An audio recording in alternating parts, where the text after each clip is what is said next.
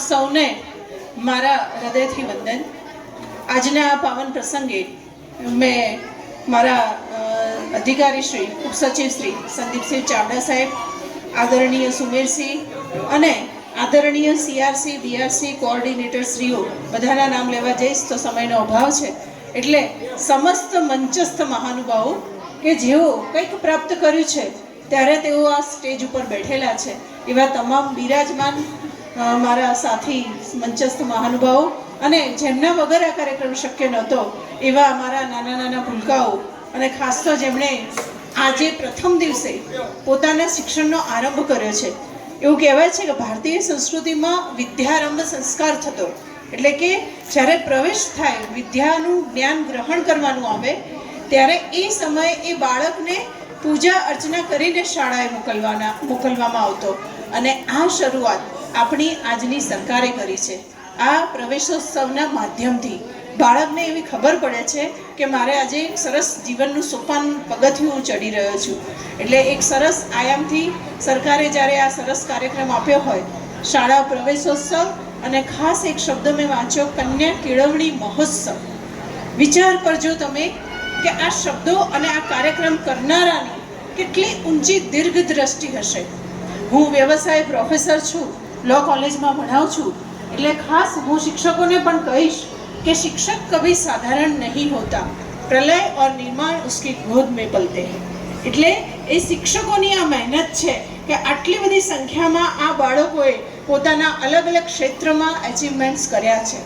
આ શિક્ષકો એ છે કે જેમણે આ બાળકોને અહીંયા સુધી આંગળી પકડીને, મેં એવા પણ શિક્ષકો જોયા છે, મેં અંતરિયાળ વિસ્તારોમાં કામ કર્યું હતું, ત્યાં મેં જોયા હતા એવા શિક્ષકો કે જે નાના નાના ગામડાઓમાં, ખેતરોમાં, ક્યાંક પહાડો ઉપર, જે આદિવાસી વનવાસી વિસ્તાર છે, ત્યાંથી છાપરાઓમાંથી બાળકોને આંગળી પકડીને લઈને શાળાએ પહોંચાડતા હોય. આવા શિક્ષકોનું ભગીરથ કાર્ય આવી શાળાઓ કરી રહી છે. આ શાળાઓમાં રહેલા શિક્ષકો કરી રહ્યા છે. આ રાષ્ટ્રના ભાવિ નાગરિકો છે, એમનું તૈયાર કરવાનું મહત્વનું કામ જ્યારે આ શિક્ષકો કરી રહ્યા છે.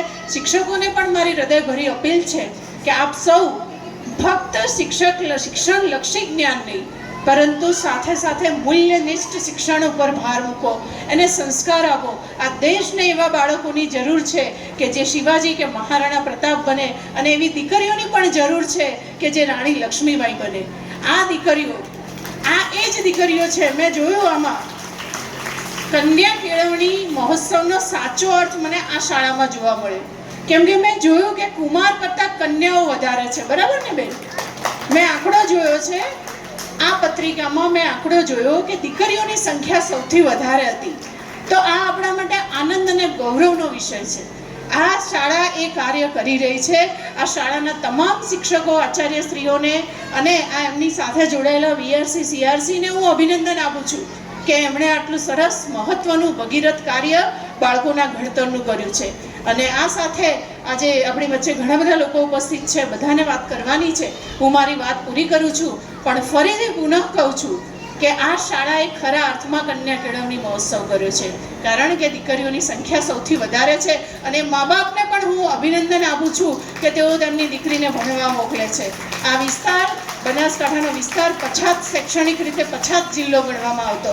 જ્યારે મારું એજ્યુકેશન પૂર્ણ કરીને હું એક જગ્યાએ સરકારી નોકરીમાં અધિકારી તરીકે લાગી, ત્યારે એવું કહેવામાં આવતું કે બનાસકાંઠા, એટલે આશ્ચર્ય થતું કે બનાસકાંઠામાંથી કોઈ આટલું બધું ભણીને આવી શકે. અને એમાં પણ હું જે જ્ઞાતિમાંથી બિલોંગ કરું છું, રબારી સમાજથી, એ સમાજમાં ક્યાંક ભણતર ઓછું હતું.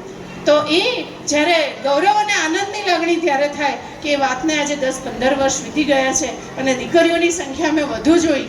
તો આજે શિક્ષકોને ખાસ હું ધન્યવાદ આપીશ કે એમની આ મહેનતના કારણે કદાચ આ મહોત્સવ સાચા અર્થમાં સફળ થશે.